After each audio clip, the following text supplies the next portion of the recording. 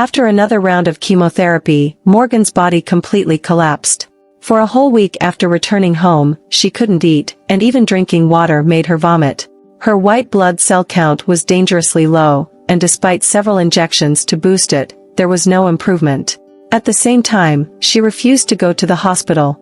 She woke up in the early hours, clutching a basin, vomiting tears and mucus, a pitiful sight. Xavier, her husband, was pacing anxiously in the living room, calling the doctor to inquire about how to relieve her discomfort. After the last intense bout of vomiting, Morgan leaned against the head of the bed, gasping for breath. She asked her parents to call Xavier into the room, expressing a desire to talk to him. It seemed like she was making some sort of farewell. Her parents were alarmed and tried to persuade her, "If you're not feeling well, don't talk for now. Let's go to the hospital, okay?" Morgan shook her head, her breath fragile. "No more. Mom, I've had enough of the hospital. I feel like I can't make it. In these last few days, let me stay at home. Xavier, come over." Morgan held her husband's slightly trembling hand, feeling the warmth in his palm. "Honey, these 3+ years have been tough on you. If it weren't for your painstaking care and encouragement, I wouldn't have made it this far. I know you've been tired these years, taking care of the children and accompanying me to the hospital over and over again.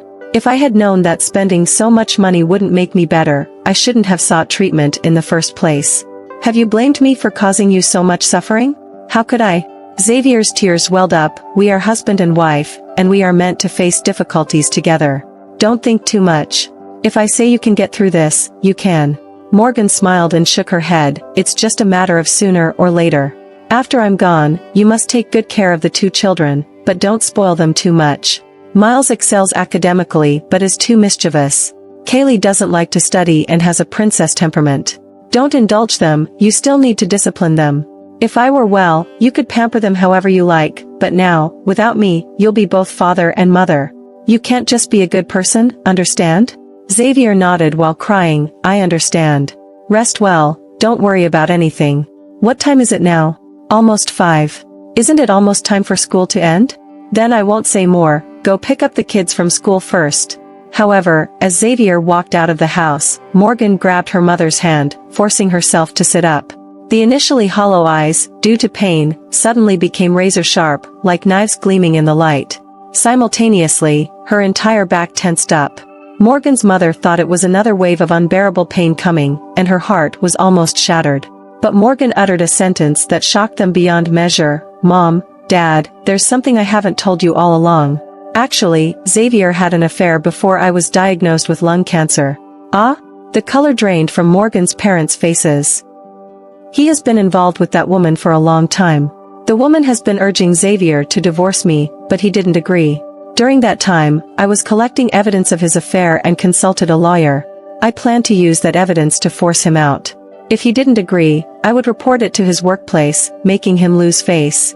The person who introduced me to the lawyer is Brandon, my college classmate and also my first love. When we were in love, we often quarreled because I suspected Brandon of having an affair with other women. In a fit of anger, he proposed breaking up. At that time, I had a hot temper and impulsively married Xavier. Why bring up an unrelated first love at this moment?" Morgan's mother had a foreboding sense of something ominous. "After agreeing to marry Xavier, I regretted it a bit because I didn't like him at all. He pursued me for so many years, and I always treated him as a backup. So, the night before the wedding, I disappeared for a few hours. Do you remember? That did happen. So what?" Morgan's mother's voice trembled. "Actually, that night, I went to see Brandon." Morgan's parents were speechless. "He asked me to cancel the wedding, and I hesitated. While talking, we quarreled again, and I ran back home in the middle of the night. Less than a month after marrying Xavier, I got pregnant. I was afraid it was Brandon's, and I wanted to abort, but Xavier said this was our first child, and he couldn't bear to do it. When his mother heard I wanted to abort, she came and caused a scene, so I didn't do it. With perhaps a sense of Xavier's luck, I gave birth to the child. Fortunately, Xavier and I have different blood types, A and B, and the child's blood type is normal.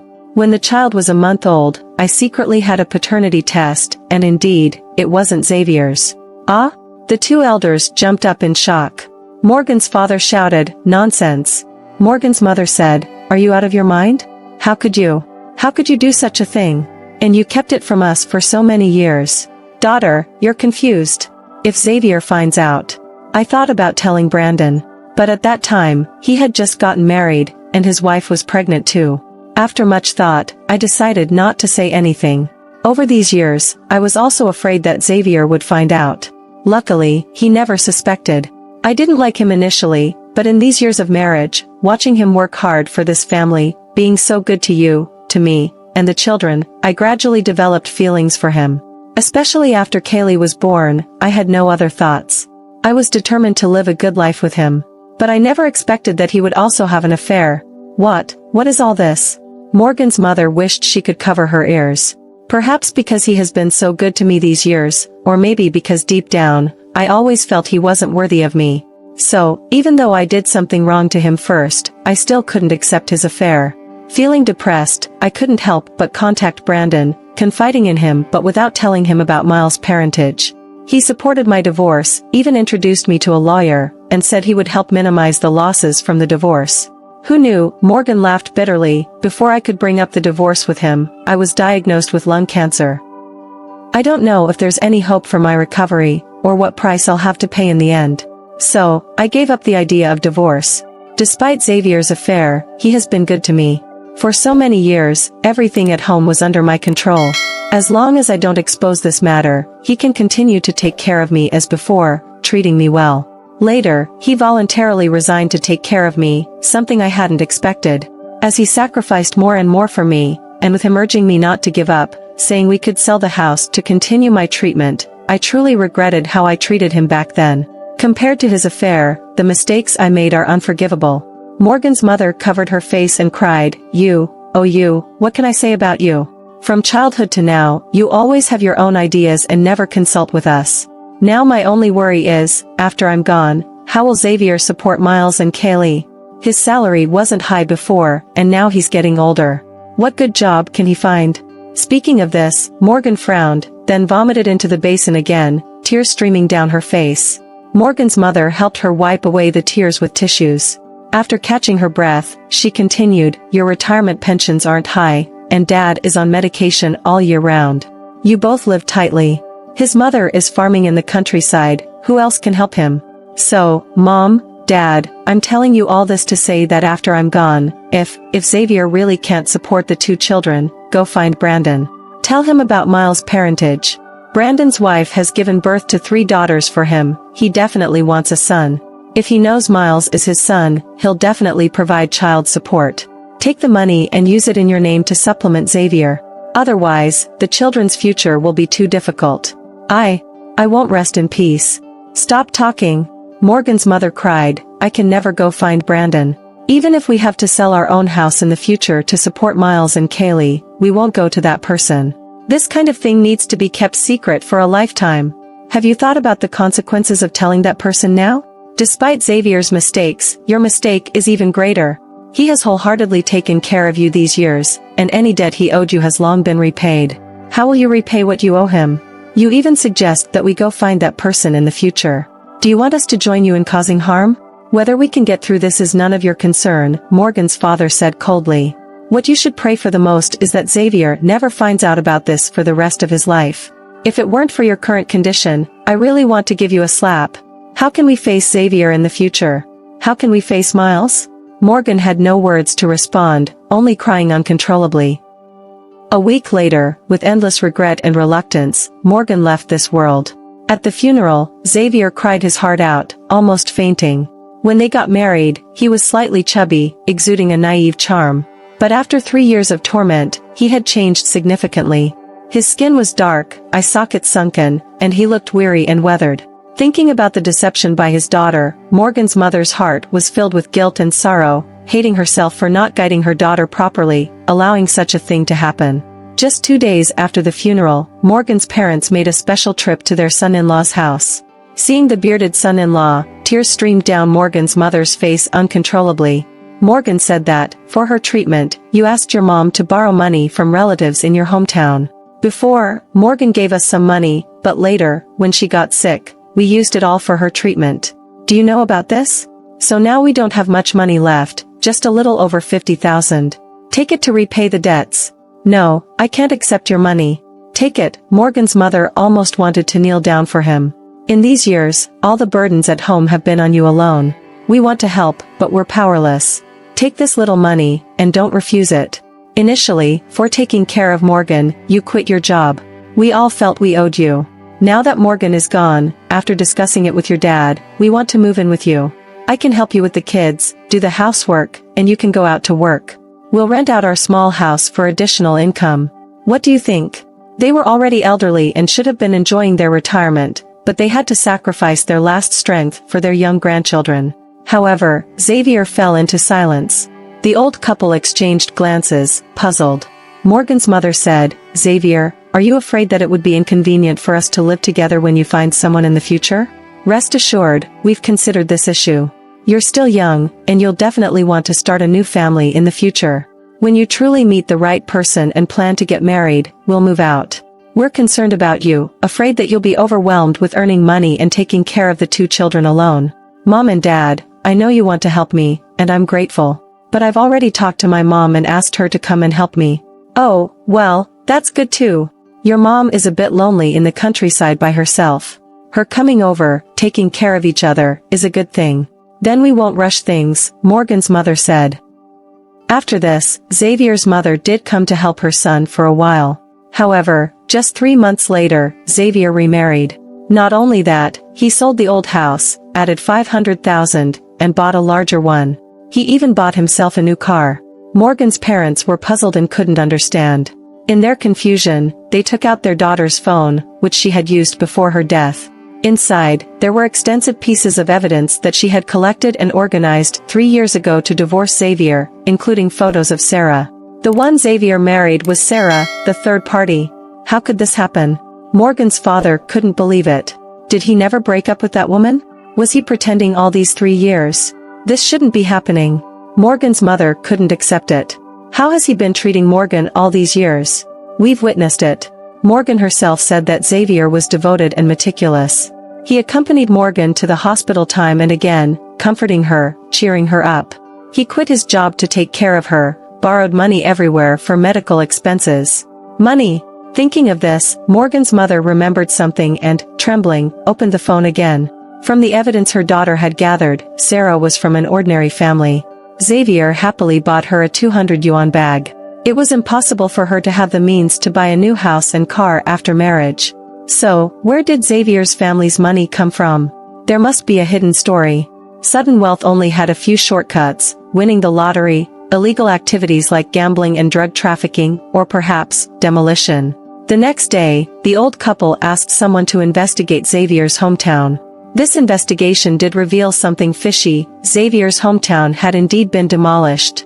Just 3 months before Morgan was diagnosed with lung cancer, Xavier's family received $3 million in compensation for the demolition. The truth behind the matter was revealed. Xavier had always wanted to divorce and remarry Sarah. So, he hid the fact of the demolition money from his wife, intending to embezzle the substantial sum and use it for his new life with Sarah. Then an unexpected surprise occurred. His wife was diagnosed with lung cancer, with not much time left.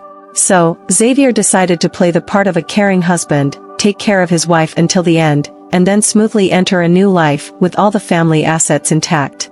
His plan went mostly as he wished, except he didn't anticipate that his wife's illness would drag on for 3 years, exhausting him almost to death. In this process, Sarah was anxious and irritated, repeatedly questioning him about when they would be able to start their new life. That's why, as soon as his wife passed away, he had to hastily organize a wedding under Sarah's urging. Oh my God! Morgan's mother collapsed on the ground. So, when he said he borrowed money for Morgan's chemotherapy, even if he had to sell the house, it was all a lie. He already had the money for treatment. He didn't quit his job for Morgan. He quit because he had enough money and didn't want to work anymore. He knew Morgan's illness couldn't be cured, so he pretended to be caring, accompanied Morgan to the end, and here we were feeling guilty, blaming Morgan for deceiving him. They were just as bad as each other. How could they do this? What has happened to this world? Morgan's father was too angry to speak directly. He shook as he swallowed a quick-acting heart pill to prevent himself from passing out. The next day, Morgan's mother called Xavier, asking him to come over. She had something to discuss with him. Since Xavier dared to remarry, he was naturally mentally prepared. Without much prompting from Morgan's parents, he began to explain. Hiding the demolition compensation from Morgan was indeed wrong, but later, when Morgan fell ill, I took care of her with all my heart and gave her treatment. My efforts over these 3 years were genuine, and you've seen that. I believe I have done right by Morgan. Done right? Do you think we don't know about your affair? Morgan's mother pressed down on Morgan's father, preventing him from mentioning the affair. She suppressed the bitterness in her heart and asked him, "What about this woman? Morgan has only been gone for 3 months, and you've already remarried. Don't you think it's too soon? How can you say you've done right by Morgan?" Xavier sniffled. "Mom and Dad, I won't hide anything from you. This wife of mine is from my hometown. She liked me for a long time. But in my heart, there was only Morgan. I never accepted her. But, unexpectedly, during the years I was away from my hometown, she silently took care of my mom. Originally, I didn't want to remarry so soon, but Miles and Kaylee need someone to take care of them. My mom also hopes I can start a new life sooner. So, that's why I decided to get married." Facing Xavier's lies, Morgan's mother sighed and coldly laughed. "Mom and Dad, I know what you're worried about. Rest assured, I promise you that even if I get married, I will never let Miles and Kaylee suffer. They are my flesh and blood, and no one can replace their place in my heart. My house and money are premarital assets. In the future, most of it will go to Miles, and a small part to Kaylee. My wife won't get a share of this money. Also, let me tell you a secret, my wife can't conceive. Otherwise, being a spinster, how could she settle down so easily with me?" At this point, Morgan's parents were somewhat reassured. Although Xavier didn't dare to admit his affair, Morgan's parents were also unwilling to reveal the truth about Miles' parentage. The phrase flesh and blood was enough to make Morgan's parents guilty and reluctant to say more. They were old, and being able to accompany their children a little longer was their greatest luxury. Revealing the truth would only expose more unpleasant details. For safety reasons, however, they asked Xavier to return the inheritance share that rightfully belonged to their daughter. "At our age, if we take the money, it will be left to the 2 children in the future. But holding it in our hands is more reassuring." Morgan's parents thought, "Even though you are married now, who knows if you will find a 3rd or 4th wife in the future." After some negotiation, both sides finally agreed. Xavier deposited $1 million from the family savings in the bank in Miles' name, and a contract stipulated that this money belonged solely to Miles, and no one had the right to use it. As for why only Miles' name was on the deposit, it was because Xavier already favored his son over his daughter, and Morgan's parents were happy with this arrangement. After all, they knew deep down that, practically, Miles was a fatherless child, and he needed more protection than Kaylee. After marriage, Xavier's affection for the 2 children, especially his son Miles, far exceeded his concern for his wife. This caused strong dissatisfaction from his wife. "All you care about is your son. Can't you hear what I'm saying? My younger brother's dowry, how are you going to handle it?" "What dowry?" She was a bit speechless. "My brother is getting married, and the bride's family is asking for $80,000. We are short of money. Can you lend my brother some?" Xavier gave her a disdainful look and said coldly, "Your brother's business is your brother's to handle. I won't help. Didn't my mom tell you clearly? Don't you pay attention to this money? It's meant for my son." Okay, your son. All you care about is your son. If I knew I couldn't get any benefits from marrying you, I wouldn't have done it. I waited for you for 3 years in vain." She grumbled, but there was nothing she could do.